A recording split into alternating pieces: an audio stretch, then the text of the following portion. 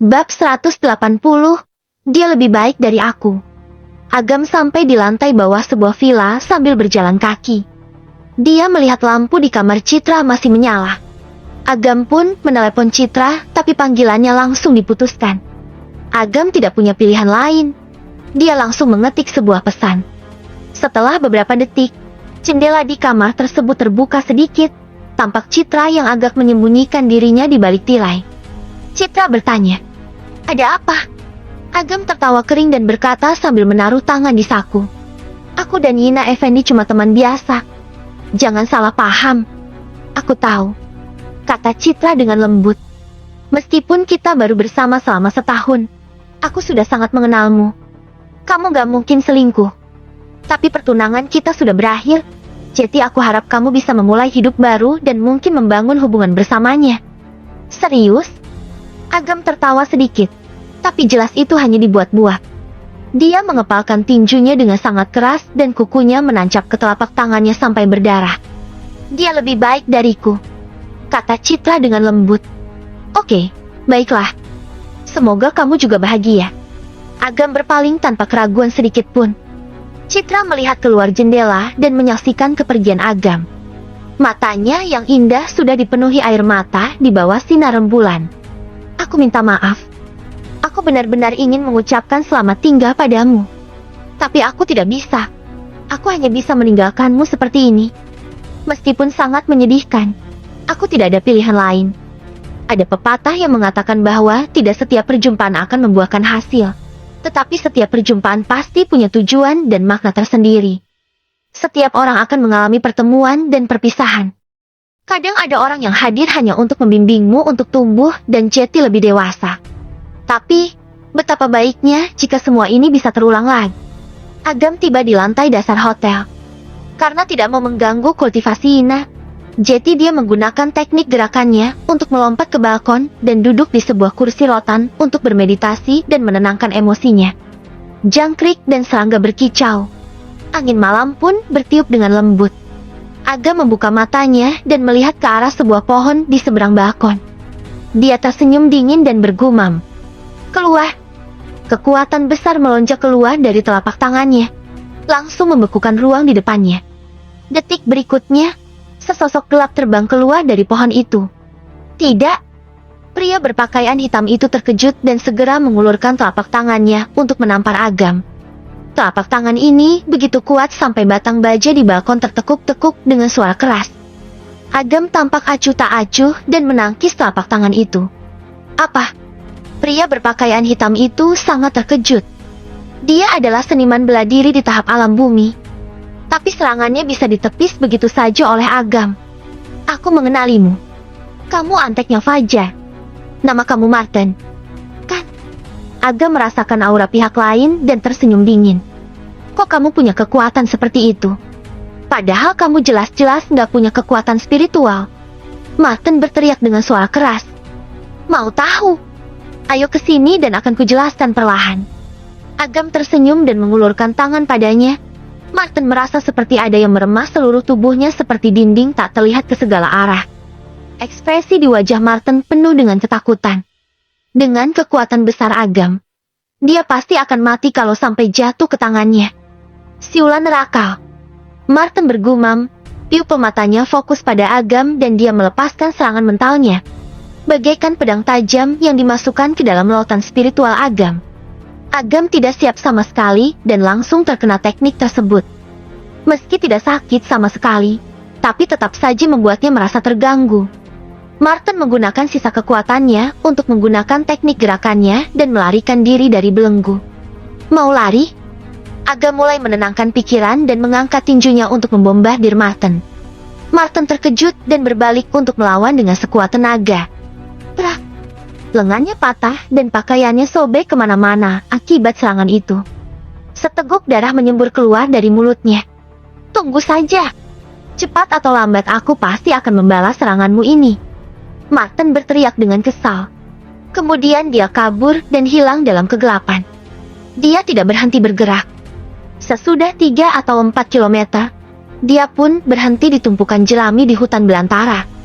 Setelah memeriksa luka-lukanya, Dia menyadari bahwa ada sekitar 2/3 tulang rusuknya patah, lautan energinya dan meridiannya rusak. Tangan dan kakinya pun mengalami luka yang sangat serius. Bibirnya ungu dan keringat dingin menempel di sekujur tubuh. Untungnya, dia kabur dengan cepat.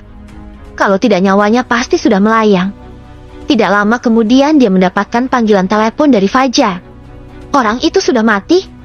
Tuan Muda Fajar, ini, aku mengalami sedikit masalah. Keluarga Suandi menyuruh orang untuk diam-diam menjaganya secara. Jadi aku mengalami sedikit luka. Martin tidak mengatakan yang sebenarnya pada Fajar. Dia merasa terhina akibat serangan tinju Agam. Pokoknya dia harus balas dendam. Untuk itu, bantuan dari keluarga Budiono sangatlah diperlukan. Kalau sampai Fajar tahu bahwa dia telah dikalahkan Agam seperti tadi, dia pasti akan dihukum. Sial, orang itu kenapa dijaga terus sih sama keluarga Suandi? Identitas kamu nggak terbongkar, kan? Seharusnya tidak. Ya sudah, kalau sampai ketahuan dan ditanya oleh klan, aku juga nggak akan bisa kasih penjelasan. Ayo balik ke sini secepatnya. Baik. Martin menghela napas lega. Setelah dia mengobati luka dalamnya, dia pun bangkit dan bersiap untuk pergi. Tiba-tiba, dia tampak seperti teringat sesuatu. Martin menyentuh saku jaketnya, terlihat sudah sobek dan isinya di dalamnya sudah hilang. Wajah Martin berubah seperti sangat sengsara, seolah-olah dia telah kehilangan separuh hidupnya. Tidak! Teriakan marah Martin bergema di hutan dan kegelapan malam. Agam melihat kelarinya Martin dan menggelengkan kepalanya tanpa daya. Kalau bukan karena mentalnya yang terganggu dan sebagian besar kekuatannya jadi melemah, pukulan barusan sebenarnya sudah cukup untuk meledakkan Martin. Tapi dia tetap saja akan menderita luka yang serius. Loh, Agam merasakan ada sesuatu yang tertinggal di tempat Martin sebelum dia melarikan diri. Benda itu memancarkan fluktuasi energi yang sama. Dengan sekali lambaian tangannya, ada buah merah seukuran kepalan tangan yang jatuh ke tangannya. Itu adalah buah jiwa bayi. Tidak tahu sejak kapan Nina muncul di sebelahnya. Kenapa kamu keluar? Tanya Agam heran. Di luar berisik banget. Mau gimana fokus latihan? Yina berkata dengan kesal, tapi kondisi batinnya masih agak rumit. Itu hanya alasan. Sebenarnya sejak Agam pergi, dia tidak bisa tenang. Kamu bilang ini buah jiwa bayi. Apa fungsinya? Agam bertanya sambil melihat buah berwarna merah itu.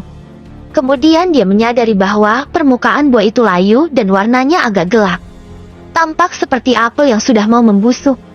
Buah jiwa bayi tumbuh di tempat teduh dan harus ada lebih dari 100 bayi yang dimakamkan di sekitarnya. Akan ada kemungkinan yang sangat kecil bahwa buah itu akan tumbuh. Orang yang mengonsumsinya bisa memperbaiki jiwa yang rusak dan memperkuat kekuatan spiritual sendiri. Buah ini termasuk salah satu benda yang sangat langka. Sayang sekali, buah jiwa bayi ini kondisinya sudah kurang bagus. Sebagian besar esensinya sudah diserap. Efeknya sudah sangat berkurang, tapi mendinganlah daripada enggak ada sama sekali. Buah ini bagus juga sebagai pengantar kultivasi yang baik. Pada saat ini, Ina tiba-tiba mengingatkan. Tapi buah jiwa bayi mengandung esensi yang sangat kuat. Tubuh orang biasa nggak akan bisa menahannya sama sekali. Yang terbaik adalah simpan di dekatmu dan pelan-pelan menyerapnya. Agak melamun saat dia mengamati buah jiwa bayi. Mungkin ini alasan mengapa Martin bisa menggunakan serangan mentalnya untuk membuatnya jadi tertegun di tengah-tengah serangannya. Meskipun tidak ada konsekuensi serius, ini jadi sebuah peringatan tersendiri baginya. Kalau ada seseorang yang sekuat dia dan tiba-tiba menggunakan serangan mental di tengah pertarungan, dia hanya perlu lengah sesaat dan pasti sudah cukup untuk dikalahkan oleh musuh. Kalau bisa melatih teknik serangan mental seperti itu, tidak hanya bisa mencegah serangan orang lain, tapi juga bisa menyerang musuh di saat-saat kritis. Setelah membulatkan tekadnya, Agam segera memasuki penyimpanan semesta untuk mengubrak-abrik metode kultivasi serangan mental. Dengan kekuatan Agam saat ini, dia hanya bisa membuka sepertiga dari kumpulan kultivasi dan koleksi buku. Meskipun kurang, sudah cukup untuk penggunaan saat ini. Metode kultivasi serangan mental sangat langka. Bahkan di penyimpanan semesta pun termasuk dalam kategori langka. Walaupun kelangkaan itu relatif. Di dalam penyimpanan semesta ada segalanya. Bahkan tentang teknik langka sekalipun. dia bisa menemukan setidaknya 8-10 buku. Agam memilih buku kultivasi serangan mental terkuat, yang juga paling cocok untuk kultivasinya, yaitu buku tiran. Sambil membaca buku itu, dalam pikirannya muncul gambaran seorang petarung yang kuat di tepi-tepian sungai, berpakaian baju zirah yang bersimbah darah. Petarung itu menghadapi semua musuh sendirian, tanpa kalah sekalipun. Dia mendominasi dunia. Perlahan tapi pasti, dia mampu mengendalikan puluhan ribu musuh. Agam terus berlatih dan segera memahami metode kultivasi serangan mental dari buku tiran. Selanjutnya adalah membuka saluran mentalnya. Agam menguatkan dirinya dan menempelkan buah jiwa bayi ke dahi dan menyerap esensinya. Kekuatan buah jiwa bayi melonjak ke sepanjang meridian dan saluran kekuatan mentalnya. Dalam kekacauan itu, cahaya terang berangsur-angsur muncul. Ini seperti membuka dunia lain dan menemukan hal-hal baru. Agam makin bersemangat dan mempercepat penyerapan kekuatan dari buah jiwa bayi. Selama lebih dari setengah jam, tapi belum ada perubahan di saluran spiritualnya. Jadi Agam makin tidak sabar. Terlalu lama. Tanpa bertele-tele, Agam memakan buah jiwa bayi dalam 2 kali gigitan. Ada sedikit bau darah dan rasanya tidak enak. Yina langsung kaget. Langsung menelan buah jiwa bayi. Orang ini gila. Meskipun dia sangat kesal, dia tidak berani bersuara. Kalau dia mengganggu Agam, konsekuensinya malah bisa lebih serius. Bab 181, Dekrit Kekaisaran. Sebenarnya Yina tidak perlu khawatir. Agam bukan hanya seorang seniman bela diri kuno, tetapi juga seorang tabib kuno. Dia sangat memahami hal-hal yang berkaitan dengan meridian. Walaupun efek obatnya terlalu kuat untuk dicerna, dia pasti ada cara lain untuk membalikan krisis tersebut. Setelah menelan buah jiwa bayi, Agam merasakan sakit yang menusuk di benaknya. Kecepatan perkembangan saluran mentalnya tiba-tiba makin cepat. Hanya dalam beberapa detik, dia berhasil menyelesaikan kemajuan sebelumnya memerlukan waktu setengah jam. Setelah 10 menit, kecepatan perkembangannya mulai melambat. 5 menit kemudian, kekuatan buah jiwa bayi benar-benar menghilang. Agam mengembuskan napas panjang dan membuka matanya. Dalam sekejap, kaca di sekitarnya pecah, dan kekuatan spiritual yang tak terlihat menyebar ke segala arah. Pada saat itu, semua orang dalam radius 100 meter, termasuk Yina, pandangan mereka dipenuhi dengan timbunan mayat dan aliran darah di mana-mana. Terasa seperti ada di dalam situasi tersebut. Mereka semua merasakan banyak emosi negatif seperti kematian, ketakutan, dan keputusasaan membuncah dalam hati. Hati bergetar hebat dan terasa hampir hancur. Agam dengan cepat menarik kembali energi spiritualnya. Setelah Yina sadar, matanya yang indah tampak keterkejutan saat dia berkata, "Kamu berhasil?" Orang biasa berlatih metode kultivasi. Walaupun dibimbing oleh guru, setidaknya perlu 3-5 tahun untuk bisa menguasainya. Terutama karena teknik kultivasi yang barusan dipelajari Agam adalah teknik yang sangat langka. Setidaknya harus berlatih kultivasi selama 10 atau 20 tahun. Tapi ini baru beberapa jam dan Agam sudah berhasil. Keterlaluan sekali. Padahal Yina sempat berpikir bahwa Agam hanya sedikit lebih berbakat dari dirinya. Tetapi sekarang bakatnya hanya tampak seperti lelucon di depan Agam. Kurang lebih. Agam menghela napas. Sayang sekali sebagian besar efek buahnya sudah hilang. Kalau aku bisa mendapatkan buah jiwa bayi yang bagus, pasti akan meningkatkan lebih banyak. Saat ini, perkembangan saluran mentalnya tidak sempurna, dan masih ada banyak ruang untuk perbaikan. Namun, saat ini pasti sudah cukup untuk berhadapan dengan Martin. Kalau sampai bertemu lagi dan Martin menggunakan serangan mental, maka dia pasti akan menanggung akibatnya. Selain itu, yang mengejutkan Agam adalah ternyata membuka saluran mentalnya telah secara signifikan meningkatkan keterampilan medisnya juga. Kekuatan mental ternyata sangat penting untuk keterampilan medis.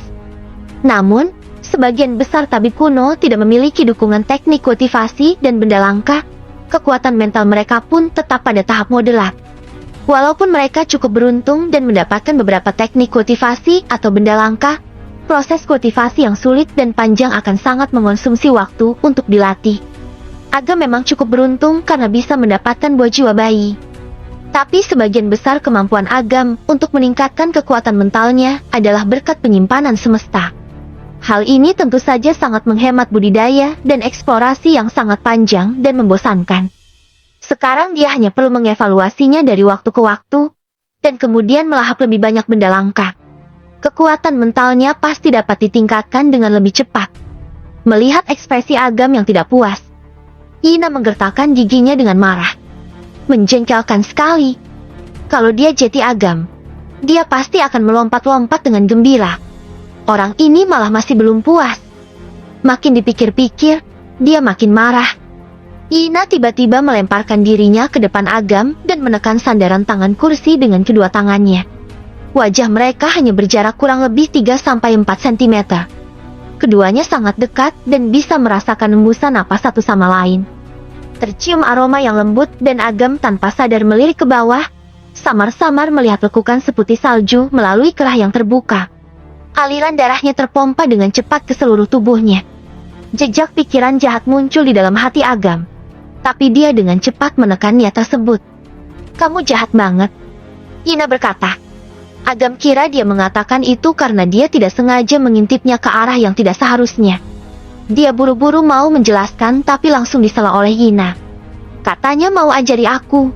Ternyata masih ada yang kamu sembunyikan. Kamu jahat banget. Apa yang aku sembunyikan? Masih mau bohong? Kamu pasti punya teknik kultivasi rahasia, kan? Kalau enggak, mana mungkin kamu bisa menguasai metode kultivasi serangan mental begitu cepat?" Tubuh Agam bergetar. Sial, ternyata dia membicarakan hal ini. Ini agak susah untuk dijelaskan. Agam tertawa kering. Yang lain harus belajar, sedangkan dia cuma mewarisi. Tentu sangat berbeda. Dia tidak bisa memberitahu Ina tentang penyimpanan semesta. Jelas tidak mungkin. Susah untuk dijelaskan. Atau enggak mau kasih tahu. Kamu berutang budi padaku. Pokoknya harus cara untuk balas budi. Kalau enggak, aku akan mengganggumu seumur hidup. Brengsek. Ina memarahi dengan keras. Agam tidak tahu harus tertawa atau nangis. Sekarang dia ada julukan baru, yaitu brengsek. Wanita ini benar tergila-gila untuk berlatih kultivasi. Untuk melarikan diri dari situasi ini, Agam akhirnya berjanji untuk membuatnya berhasil menguasai rumus Buddha dalam waktu 2 minggu. Ina pun melepaskannya. Mudah diucapkan tapi sulit dilakukan. Selama 2 minggu ke depan, Agam harus menyisikan sebagian besar energinya untuk mengajari Ina. Kalau tidak, dia akan benar-benar menjadi brengsek yang tidak bisa dipercaya kata-katanya. Sisa malam itu berjalan dengan tenang. Pagi pun tiba. Melihat Ina yang tertidur dengan pulas, Agam pun turun untuk membeli 2 porsi sarapan. Ketika dia kembali, dia melihat Ina duduk di tempat tidur dengan linglung. Capek belajarnya. Agam memegang roti kukus dan melambaikannya di depan Ina. Agam, kamu akan mati, Ina berkata dengan berat. Baru saja, ada laporan rahasia dari keluarga Effendi. Jarda Husnadi memanggilmu dengan alasan rekonsiliasi. Sebenarnya dia mau mendapatkan teknik surga dan kemudian membunuhmu. Jarda Husnadi. Siapa? Direktur Asosiasi Seni Bela Diri Kuno. Ina menggertakkan gigi dan melanjutkan. Kamu mau nggak mau harus pergi. Kalau enggak, dia akan punya lebih banyak alasan untuk melacak dan menghukummu di tempat. Agam menggigit roti di genggamnya dan berkata, aku pikir ada masalah besar. Ternyata cuma direktur itu. Kalau dia berani menyerangku, dia yang akan mati, bukan aku. Kamu terlalu percaya diri, Ina berkata dengan marah. Meskipun kekuatanmu sangat besar, kamu paling ada di alam bumi tingkat 4 atau ke-5. Jarda sudah mencapai alam bumi tingkat 7 sejak 10 tahun yang lalu. Apalagi dia juga wakil kepala sekte tinju selatan. Dia sudah mewarisi teknik tinju dari sekte itu dan trik langkah lainnya. Kamu nggak punya kesempatan sama sekali untuk menang melawan dia. Peringkat ke-5 atau peringkat ke-6, semuanya termasuk tingkat menengah. Peringkat ke-7 sudah termasuk tingkat tinggi. Walaupun tingkat ke-6 dan ke-7 hanya berjarak 1 tingkat, perbedaan kekuatannya sangat drastis. Jarda mengundangnya langsung. Berarti mau tidak mau Agam harus pergi ke tempat Jarda. Tidak hanya kesenjangan kekuatan mereka yang begitu besar, tapi lokasinya di daerah kekuasaan Jarda sendiri. Agam pasti akan mati. Namun, Agam bukan di tingkat 4 atau 5. Dia sudah mencapai tingkat 9. Tingkat ke-7 tidak ada apa-apa baginya. Pas sekali, dia baru berhasil menguasai teknik dari buku tiran. Dia bisa sekalian latihan. Wes! Saat sedang berpikir, sebuah panah terbang melintas di udara, menghancurkan kaca jendela, melewati Agam dan Yina, kemudian tertancap ke dinding. Begitu Agam bergegas ke balkon, dia merasakan aura yang lumayan kuat yang menjauh dengan cepat dan tidak lama kemudian hilang tanpa bekas. Itu mereka. Yina berjalan mendekat sambil memegang panah dan kain putih yang diikat di atasnya. Udah zaman apa? Kok masih main pakai panah begitu sih? Apa susahnya telepon saja? Agam berkata sambil meliriknya. Di dunia seni bela diri ada aturannya sendiri. Ini cara Jarda memberitahu seluruh wilayah timur bahwa kamu harus mengikuti aturan ini. Kamu nggak boleh melarikan diri, kata Yina Effendi dengan ekspresi rumit. Panah terbang sama seperti dekret kekaisaran. Begitu dekret kekaisaran dikeluarkan, kalau Agam tidak mengikuti perintah, maka dia akan mendapatkan masalah yang jauh lebih besar. Pada saat itu, tidak ada seorang pun di seluruh wilayah timur yang berani membelanya. Dapat dikatakan bahwa Jarda sengaja memaksa Agam ke jalan buntu. Agam membuka kain putih itu dan terdapat tulisan pukul 3:45 sore. Di Mansion Gunung Makan. Mansion Gunung Makan adalah sekte bela diri kuno nomor 1 di wilayah timur. Ada 4 orang alam bumi tingkat 3 dan 1 alam bumi tingkat 4 yang diposisikan di sana. Yina memperingatkan. Dengan formasi seperti itu, walaupun Jarda tidak menyerangmu, tingkat kemenangan kamu tidak akan lebih dari 30%. Mungkin. Agam mengangkat bahunya dan berkata dengan menggoda. Tapi mereka sudah begitu baik dan mengundangku langsung. Kalau aku nggak kesana mereka pasti kecewa banget dong. Nggak usah khawatir. Aku akan berikan mereka kejutan yang nggak akan pernah mereka lupakan. Informasi tentang Agam yang diundang oleh Jarda sudah tersebar kemana-mana. Walaupun disebut sebagai undangan, nyatanya ini adalah cobaan. Semua orang tahu itu. Keluarga Baskara. Ayah, Direktur Asosiasi Seni Bela Diri Kuno sudah mengeluarkan perintah pada Agam. Mereka akan bertemu di Mansion Gunung Makan jam 3:30 sore. Kata Krishna dengan ekspresi khusyuk. Menurut kamu, dia akan pergi? Harsa bertanya dengan tenang.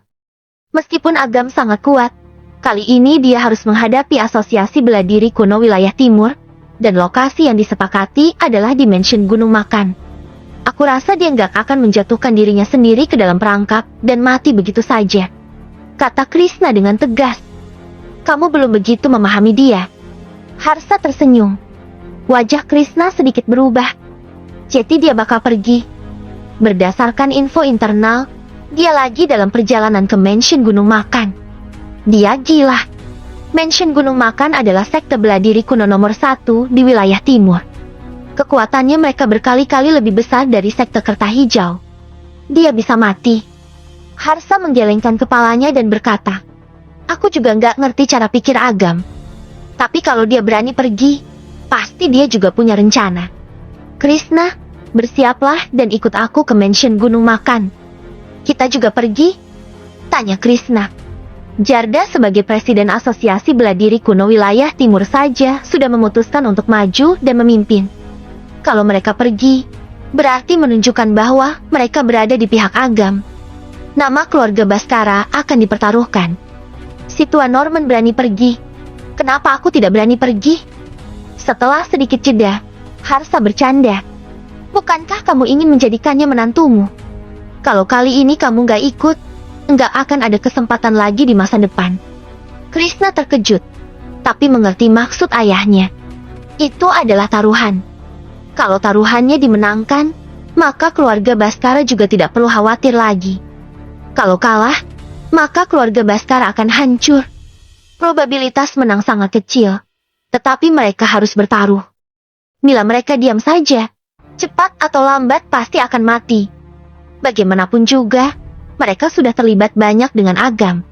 Kalau Agam berhasil dibunuh oleh Jarda, maka Jarda pasti akan berusaha membersihkan rekan Agam yang lainnya. Walaupun Jarda tidak melakukan itu, masih ada ancaman besar lainnya, yaitu keluarga Effendi. Oleh karena itu, Mereka harus bertaruh. Bab 182. Halaman kediaman keluarga Sandoro.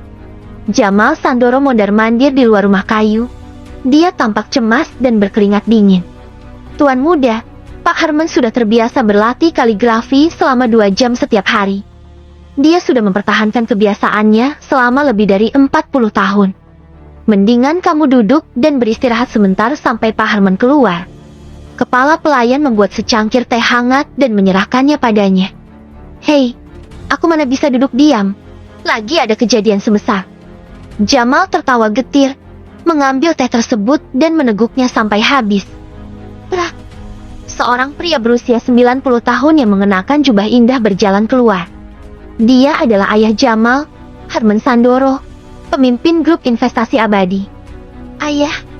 Jamal Sandoro buru-buru berjalan mendekat.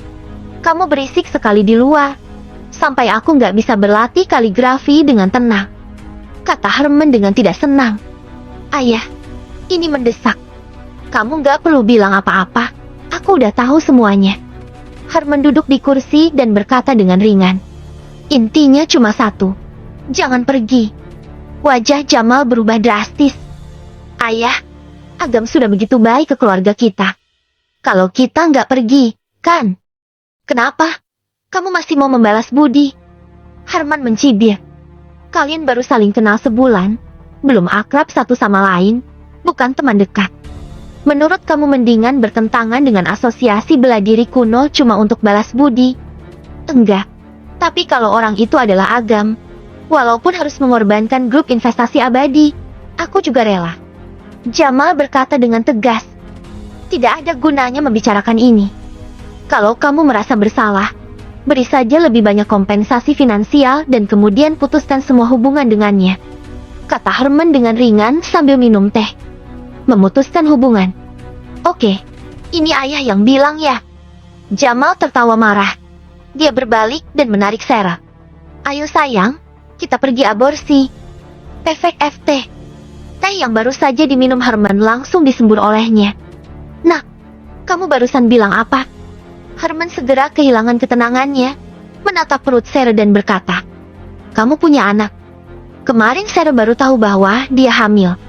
Sudah susah payah punya anak, kenapa bukannya dijaga? Herman menepuk pahanya, seperti orang tua yang kebelet punya cucu.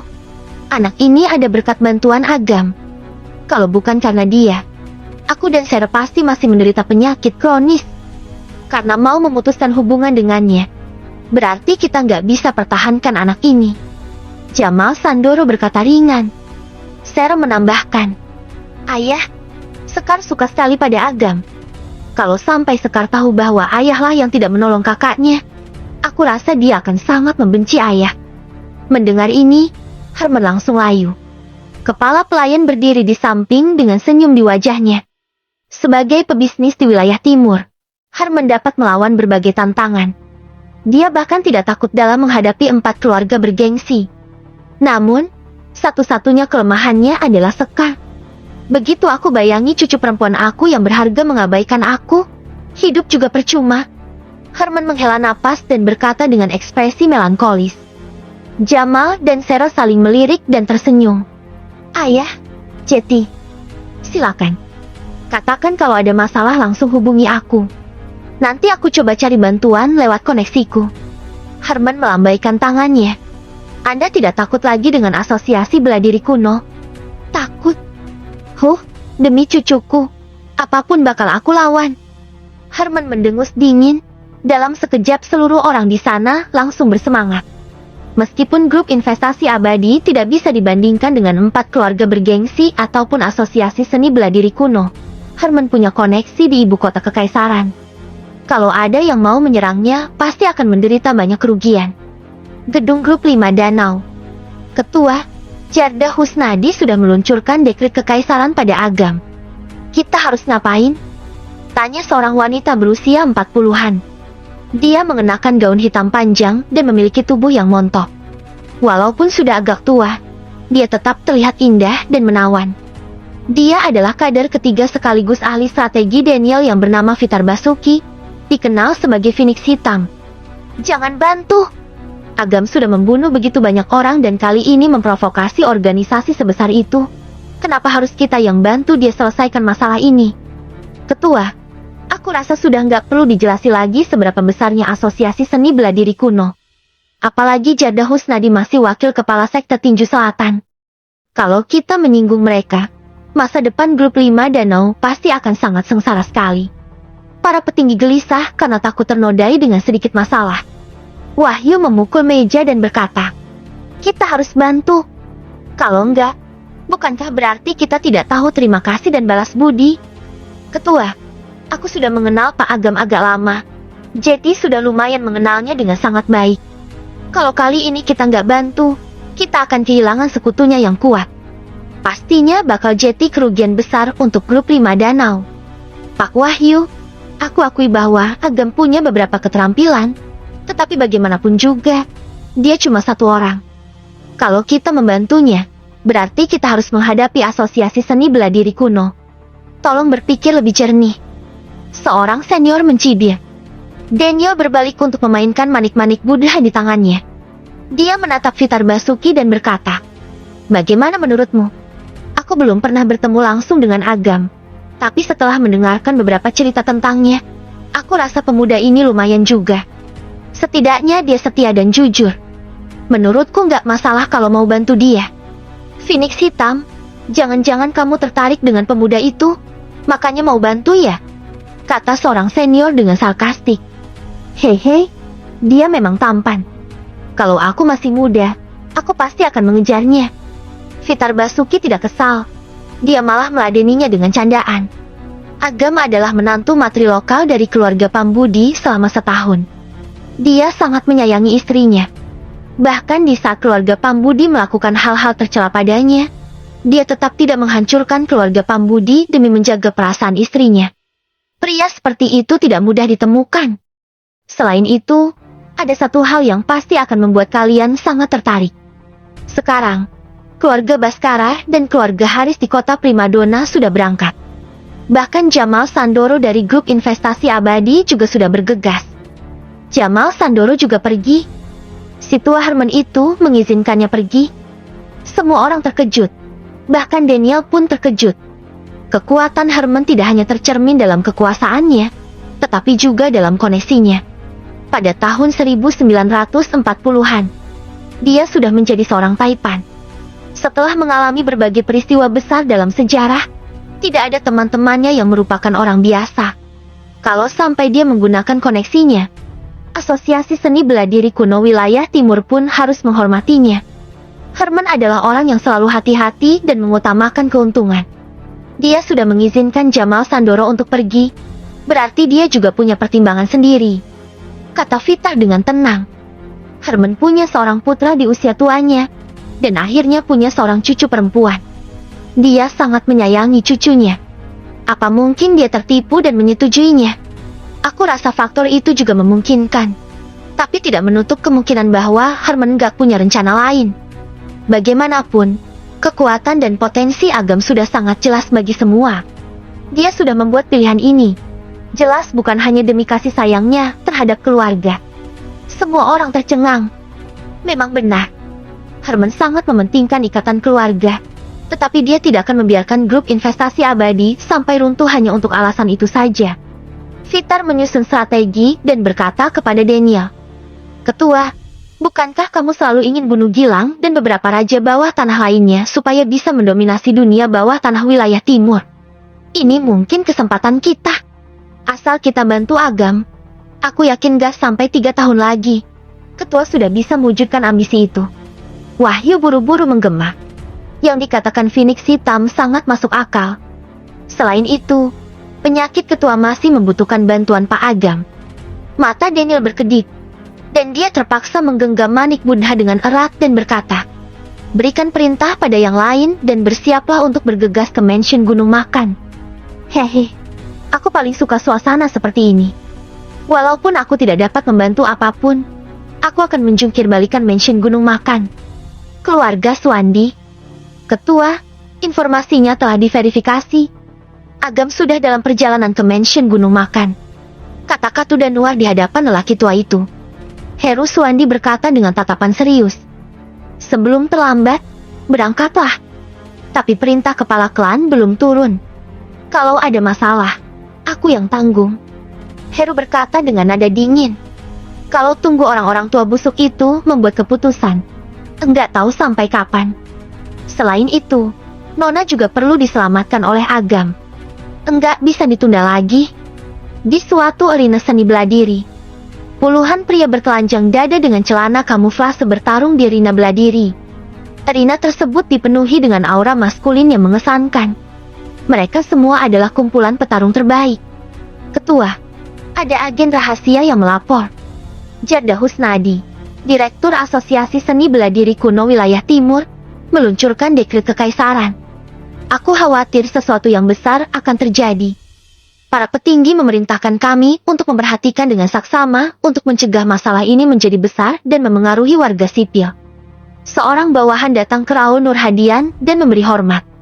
Kemudian menyerahkan referensi dokumen terperinci. Raul melihat dan berkata dengan terkejut. Orangnya dia. Menari. Sudah tahu itu perangkap mati. Dia masih saja pergi sana tanpa ragu-ragu. Ternyata dia berani juga.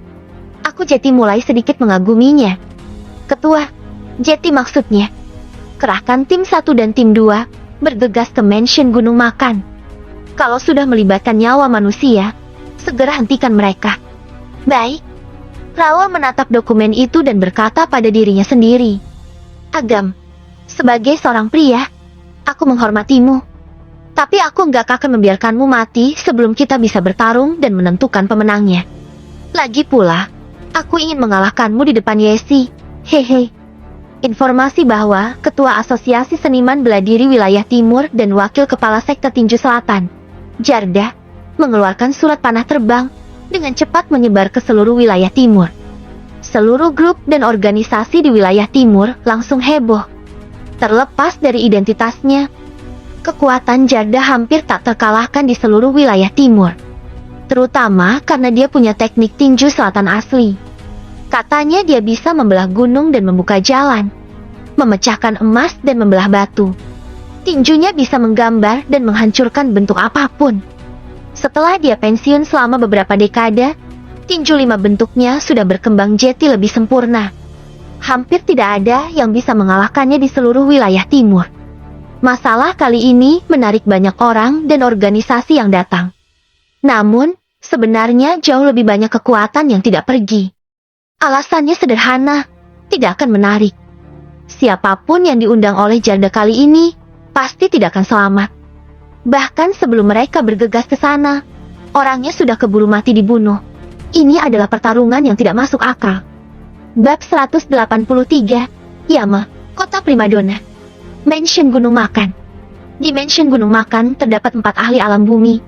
Bahkan kekuatan Yanto Jayaningrat sebagai kepala sekte sudah mencapai puncak dari alam bumi tingkat 4. Berdasarkan kekuatan sebagai kepala sekte, di antara kumpulan sekte kuno, dia setidaknya berada di peringkat 3 besar. Seorang alam bumi sekuat itu memimpin 3 penanggung jawab untuk berdiri di depan gerbang mansion dan menunggu. Sebagian besar pasukan yang sedang menonton di kaki gunung dan tidak berani menaiki gunung tersebut. Hanya klan atau organisasi kuat yang berhak untuk berdiri di tengah gunung untuk mengagumi peristiwa besar yang terjadi setelah ini. Sudah datang.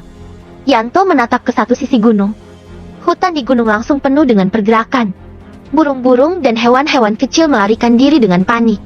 Terdengar raungan harimau yang memekakan telinga.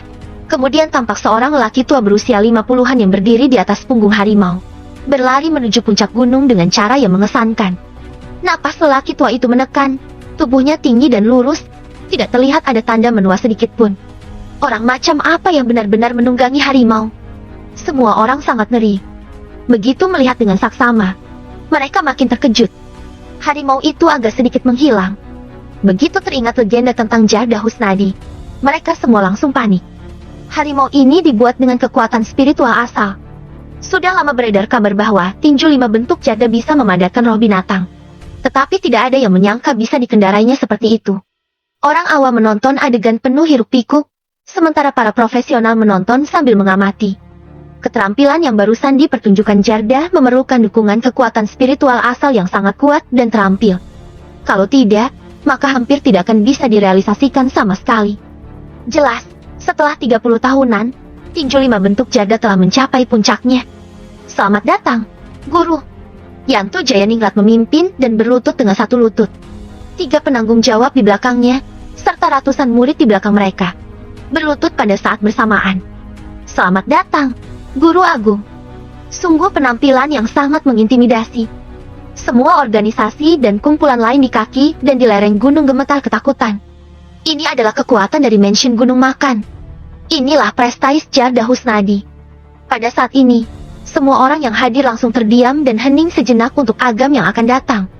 Mereka masih tidak bisa membayangkan sama sekali bagaimana Agam bisa bertahan di bawah serangan kekuatan sebesar itu. Ketika Jarda Husnadi mengeluarkan dekret kekaisaran kepada Agam, dia bagaikan sudah dihukum mati. Sebagian besar dari orang-orang ini berasal dari sekte tinju selatan, dan setengah dari mereka adalah murid Jarda. Kali ini pasti bakal seru banget. Tidak peduli apa yang terjadi hari ini, nama Jarda Husnadi pasti akan bergema di seluruh wilayah timur. Kasihan anak itu. Dia mungkin akan mati dengan mengerikan. Semua orang menghela napas untuk beberapa saat. Situasinya kurang baik. Kali ini situasinya 100 kali lebih berbahaya daripada saat di sekte Kertahijau. Andaikan Agam lebih kuat, aku khawatir dia akan sulit keluar dari sini dengan selamat. Norman Haris menelan dan menatap Harsa Baskara di sampingnya. Harsa Baskara berkata dengan suara yang dalam, "Aku tahu. Sekarang aku cuma berharap Agam gak akan datang." "Enggak. Dia pasti gak akan melarikan diri." Jamal menambahkan. Dia mencengkeram ponselnya dengan erat dan sudah bersiap di halaman panggilan. "Aku sudah bersiap untuk yang terburuk. Kalau Jarda ingin membunuhnya, aku akan langsung menghubungi ayah sesegera mungkin dan memintanya untuk menggunakan koneksi di ibu kota kekaisaran untuk menanganinya. Tidak peduli apapun, pokoknya Agam tidak boleh mati." Harsa dan Norman Haris mengangguk dan masing-masing bersiap. Tidak tahu sejak kapan, mereka sudah menempatkan Agam di posisi prioritas utama. Tidak hanya karena potensi dan kekuatan Agam, tapi juga diri Agam sebagai teman mereka. Apa sudah dikerahkan? Daniel berada di kaki gunung, kembali menatap Vital di sampingnya. Sudah siap. Asal ketua memberikan perintah, bisa membakar sampai puncak gunung dalam 10 menit. Sangat bagus. 3 ton bensin tuh. Sialan, kalau kamu berani mengusik Agam, aku akan membakar gunung ini sampai rusak. Daniel menatap orang-orang di gunung. Meskipun dia sempat terkejut hingga berkeringat dingin, keganasannya tidak berkurang sama sekali. Jarda tampak melompat turun dari punggung harimau. Harimau itu mengaum sedikit dan kekuatan spiritual asal tersebut menghilang. Dengan tangan di belakang punggung, dia berbalik untuk melihat sekelompok besar orang yang menonton di bawah. Dia menikmati perasaan ini, seperti sedang disembah. "Guru, cuma orang sombong seperti itu sama sekali tidak layak sampai guru harus datang ke sini langsung. Tunggu saja sampai saya potong kepalanya. Akan saya kirimkan kepada Anda secara pribadi," kata Yanto sambil tersenyum. "Hehe, aku datang ke sini untuk menunjukkan wajahku ke orang-orang. Jangan sampai mereka kira bahwa Jarda Husnadi sudah meninggal karena usia tua." Jarda bercanda. Dia datang secara pribadi, tujuan utamanya bukan untuk berurusan dengan Agam. Pertama, karena dia mau mendapatkan teknik surga. Kedua, dia mau menaikkan eksistensinya di depan umum. Jarda adalah direktur Asosiasi Bela Diri Kuno Wilayah Timur. Dia sudah menghabiskan sebagian besar waktunya di pengasingan dan tidak muncul di depan umum selama kurang lebih 30 tahun. Melalui masalah dengan Agam kali ini, dia mau kembali meningkatkan otoritas Asosiasi Bela Diri Kuno di hadapan sekte dan kelompok kuat lainnya di wilayah timur, sekalian meningkatkan rasa hormat orang-orang padanya. Biar mereka tahu bahwa Jarda Husnadi adalah yang terkuat. Namun, dia tidak bisa langsung melakukannya secara terang-terangan. Pasti terlalu berlebihan dan mudah mendapatkan reputasi buruk. Kebetulan Agam sudah membunuh orang-orang dari Asosiasi Bela Diri Kuno, dan kebetulan orang-orang itu juga murid dari sekte tinju selatan. Dengan begitu, dia pun punya alasan untuk keluar dari gunung. Agam akan menjadi batu loncatan baginya untuk menunjukkan kekuatannya. Emang sekarang jam berapa? Sekitar 15 menit lagi. Oh, bocah itu belum datang. Hehe, aku dengar dia lagi datang ke sini. Tapi setelah melihat pasukan kita, dia pasti ketakutan setengah mati. Pasti udah kabur. Guru Agung, kurasa dia lagi cuci celananya yang basah di hotel, kata salah satu murid dengan iseng, menyebabkan ledakan tawa di antara rekannya. Jarda tersenyum. Saat dia hendak mengatakan sesuatu, senyum di wajahnya membeku. Wes, Seperti meteor, panah terbang melintas di depannya dan menikam seorang murid di dada. Murid itu terbawa oleh kekuatan panah tersebut dan tertancap ke papan nama berwarna emas dari mansion Gunung Makan. Murid itu menatap ekor panah yang dimasukkan ke dalam jantungnya dengan gemetaran. Darah mewarnai pakaiannya menjadi merah. Tolong! Begitu dia mengucapkan kata itu, kepalanya langsung lemas dan mati. Semua ini terjadi dalam sesaat. Ketika Jarda dan Yanto serta murid lainnya bereaksi, mereka menyadari bahwa murid tersebut telah dipaku ke papan nama oleh panah terbang itu dan telah meninggal. Ada juga selembar kain putih yang tergantung di atas panah terbang. Lebih tepatnya panah terbang yang dikeluarkan oleh Jarda sebelumnya. Yama yang tinggal di kota primadona datang di sini untuk mengambil nyawa musuh kalian. Suara acuh tak acuh bergema di mana-mana. Semua orang menyaksikan dengan saksama dan melihat bahwa ada sosok kurus dan muda muncul di tangga di puncak gunung, berjalan naik secara perlahan-lahan. Bab 184, Alam Bumi Tingkat 8. Yama. Ketika semua orang mendengar nama ini, mereka semua terkejut. Dia benar-benar datang. Harsa dan yang lainnya saling memandang dan menghela napas. Mereka khawatir dia akan berada dalam bahaya. Nah, enggak takut mati ya kau? Yanto membentak dengan marah. Agam tidak hanya datang, tapi dia juga membunuh salah satu murid di depan mereka. Bahkan menggunakan panah yang mereka gunakan untuk Agam. Provokasi. Memang sengaja memprovokasi mereka. Ketika Yanto mau bergerak dan menyerang Agam, Jarda langsung menghentikannya. Aku belum mendapatkan teknik surga. Kita biarkan dia hidup dulu, kata Jarda. Baik. Yanto menekan amarahnya dan mundur setengah langkah. Jarda memasang sikap superior dan berkata, anak muda, aku benar-benar nggak menyangka kamu akan datang dan menepati janji. Kamu pasti juga nggak menyangka bahwa kamu sebentar lagi akan mati, kan? Agam tersenyum. Mendengar ini, Yanto dan yang lainnya mencibir. Sungguh orang yang sombong dan tidak tahu diri. Hehe, aku sudah hidup selama 100 tahun. Belum pernah ada yang omong begitu ke aku. Kamulah yang pertama. Jarda berkata dengan nada dingin dan bangga. Meskipun kamu punya bakat yang baik dan bisa mencapai alam bumi tingkat 3 di usia muda, bukan berarti kamu bisa menyombongkan diri seperti itu. Nah, dunia ini sangat besar. Jangankan di seluruh Indonesia. Bahkan di wilayah timur yang begitu kecil pun, ada begitu banyak orang kuat yang tidak terhitung jumlahnya. Aku saja nggak berani begitu sombong. Kok kamu bisa-bisanya segila itu? Gila. Agam mengangkat alisnya dan berkata dengan nada dingin. Kalian sekte kerta hijau yang merebut benda penting untuk hidupku. Dan kaulah yang mau membunuhku. Kalian juga yang mengirimkan panah terbang di kamar aku dan mengancam aku untuk datang ke sini. Dari awal sampai akhir, kalian yang memprovokasi aku, masih berani bilang bahwa aku gila. Kenapa? Apa aku harus berlutut dan memanggilmu guru agung seperti mereka? Supaya nggak dibilang gila. Anak muda, kamu mencoba berunding denganku ya? Jarda berkata dengan bangga. Aku nggak tahu bagaimana kamu bisa punya kepercayaan diri untuk mengatakan hal-hal seperti itu dalam situasi seperti itu. Sepertinya kamu tidak tahu siapa aku. Kan? Aku nggak ingin tahu. Nggak tertarik untuk tahu. Agam menggelengkan kepalanya. Aku rasa kamu tidak berani tahu, kan? Yanto berkata dengan wajah mengejek. Yang berdiri di depanmu ini adalah Direktur Asosiasi Seni Bela Diri Kuno Wilayah Timur, dan juga Wakil Kepala Sekte Tinju Selatan. Dari segi senioritas, di wilayah Timur tidak ada yang lebih tua dari Guru Agung. Dalam hal kekuatan, hampir tidak ada yang bisa menandinginya juga. Kalau omong tentang hidupnya sebagai seorang guru yang disegani, itu bahkan lebih legendaris di kalangan para orang-orang kuat. Pada usia 16 tahun, beliau mencapai alam fana tingkat 7. Pada usia 25 tahun, beliau mencapai alam fana tingkat puncak. Pada usia 26 tahun, beliau naik ke alam bumi dan alam bumi termuda di wilayah timur. Kemudian di usia 30 tahun, beliau memasuki kabinet Sekte Tinju Selatan dan menjadi tetua termuda sejak Sekte Tinju Selatan didirikan. Kemudian, di usia 53 tahun, beliau naik ke alam bumi tingkat 6. Pada tahun yang sama juga, beliau diangkat sebagai wakil pemimpin Sekte Tinju Selatan.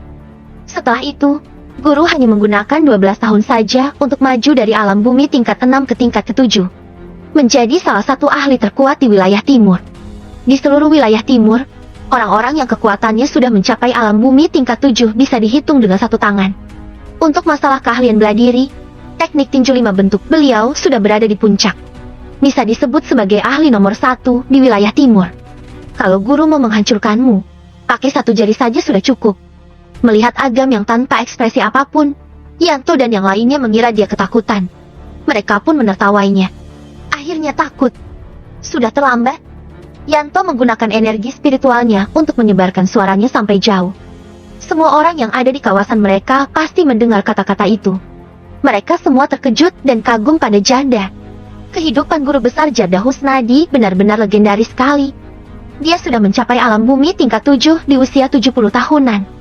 Di zaman sekarang, siapa yang bisa melakukan itu? Guru besar Jarda bagaikan seorang abadi yang melampaui dunia sekuler. Aku benar-benar beruntung sekali bisa melihat dan memberikan penghormatan padanya hari ini. Anak itu nggak tahu diri. Bisa-bisanya dia sesombong itu di depan guru besar Jarda. Tikus seperti itu harus dibunuh.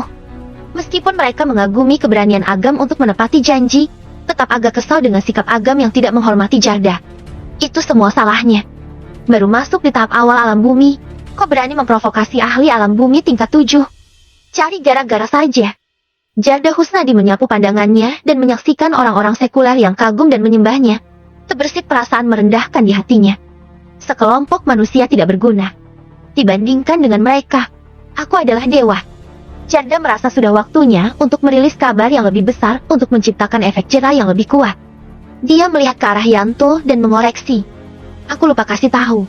Sekarang aku bukan alam bumi tingkat 7, tapi sudah alam bumi tingkat 8. Alam bumi tingkat 8? Mendengar kata-kata ini, napas semua orang terhenti sebentar. Di tingkat alam bumi, setiap perbedaan tingkatan ada jarak yang sangat besar. Terutama untuk tingkat 7 ke atas. Biasanya perlu sekitar 30 tahunan. Itu pun sangat sulit untuk membuat kemajuan. Jarda sudah mengasingkan diri selama lebih dari 20 tahun. Kekuatannya berhasil mencapai alam bumi tingkat 8. Begitu berita ini tersebar, seluruh kelompok dan keluarga kuat di wilayah timur akan terpengaruh. Tingkat 8. Bukan cuma 4 keluarga bergengsi di wilayah timur, di seluruh wilayah timur dan di tingkat provinsi pun, hanya ada sedikit sekali orang yang berhasil mencapai alam bumi tingkat Harsa, Norman, Jamal, dan lainnya menarik napas dalam-dalam, tidak bisa percaya dengan ucapan yang barusan mereka dengar. Tingkat 8 disebut lemah. Bisa-bisanya dia bilang begitu. Bibir Daniel bergetar. Setelah beberapa saat, dia mengangkat ibu jarinya dan berkata dengan suara gemetar. Agam, kamu punya nyali. Benar-benar berani sekali. Kalau hari ini kamu bisa bertahan, lain kali aku akan panggil kamu sebagai kakak. Semua orang menatap Agam yang sudah di puncak gunung. Dia berani mengucapkan kata-kata seperti itu. Apakah dia tidak takut dibunuh dengan kejam oleh sekte kuat itu? Kinan, anak ini yang waktu itu berhasil menyerangmu ya? Di tengah-tengah menuju puncak gunung terdapat sebuah dataran. Tampak ada pria tua berambut putih yang duduk di kursi roda sambil menatap Kinan di sampingnya sambil tersenyum. Kak, jangan mengejekku lagi. Waktu itu aku cuma nggak sengaja dijebak. Kalau omong soal adu tempur, aku pasti bisa menghancurkannya dengan satu tangan. Kinan mendengus dingin. Seorang pemuda berusia awal 20-an bisa membuat kamu, seorang pria tua berusia lebih dari 100 tahun, sampai terluka begitu parah. Apapun cara yang dia gunakan, itu cukup menunjukkan bahwa dia luar biasa. Orang tua itu menyipitkan mata dan berkata, tapi dia tampaknya nggak begitu memedulikan alam bumi tingkat 7. Terlalu sombong. Nggak tahu dia memang ada kemampuan untuk sesombong itu atau enggak. Kinan terkejut. Bukankah Jarda sudah sampai ke alam bumi tahap 8? Dia bohong ya? Hampir. Orang tua itu tersenyum dan melanjutkan. Lebih tepatnya, kekuatannya baru hampir mencapai tingkat 8. Tapi belum benar-benar naik tingkatannya. Kinan mengangguk. Saat ini, dia melihat ke sebuah tempat dan berkata dengan nada dingin. Heru Swandi, ngapain kamu datang ke sini? Kinan Effendi, kamu nggak usah banyak omong. Aku kesini cuma untuk ketemu Lian. Heru muncul dari hutan pegunungan dan berjalan dengan santai. Sesampainya di depan lelaki tua di kursi roda, dia tersenyum dan berkata, Lian, sudah bertahun-tahun gak ketemu. Apa akhir-akhir ini kamu sehat? Lian Effendi. Meskipun dari segi umur dan pengalaman, dia adalah urutan ketiga, senioritasnya adalah yang tertinggi di keluarga Effendi. Selain itu, Lian Effendi juga sangat kuat. Dikabarkan bahwa dia telah mencapai puncak alam bumi tingkat 8. Tampaknya sudah mau mencapai tingkat 9. Jangankan Heru, bahkan ketika kepala keluarga Swandi datang pun sopan kepada Lian. Buat apa jaga kesehatan? Setelah melalui lebih dari 100 tahun, aku sudah bosan dengan hidup. Tinggal tunggu saja kapan Tuhan akan datang mencabut nyawaku. Lian tersenyum dan bertanya, Heru, aku dengar kamu suka banget dengan pemuda ini. Untuk mendukungnya, kamu bahkan tidak menunggu perintah dari tetua. Hehehe, orang-orang tua itu sangat marah. Bahkan sampai aku pun dengar. Heru tertawa dan berkata, Tuan Lian, kenapa Anda datang ke sini? Jangan khawatir. Aku kesini cuma untuk nonton doang. 20 tahun yang lalu, aku sudah pensiun dari dunia seni bela diri.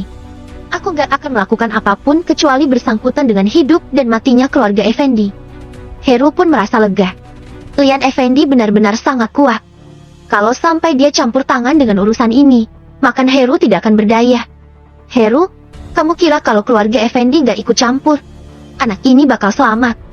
Kinan mendengus dan berkata, dia memprovokasi Jada Husnadi di depan begitu banyak orang. Walaupun Jada nggak menyerangnya, Yanto Jayaningrat nggak akan pernah melepaskan bocah itu. Ini adalah mansion gunung makan. Enggak peduli trik apapun yang dia punya, bocah itu nggak akan pernah bisa keluar hidup-hidup. Selain itu, lebih baik kamu jangan membela dia. Kalau tidak, keluarga Effendi pun nggak akan diam saja. Kinan Effendi tersenyum dan melanjutkan. Melalui pertarungan publik kali ini, bisa dilihat bahwa Jada Husnadi sangat ambisius. Dia nggak mau dianggap presiden asosiasi yang nggak ngapa-ngapain. Kalau keluarga Swanibla anak itu, aku rasa kalian bakal jadi sasaran. Ketika saatnya tiba nanti, dia pasti bakal mengumpulkan beberapa koneksinya untuk semua yang bersekutu dengan Agam. Pada saat itu, keluarga kalian pasti bakal sengsara.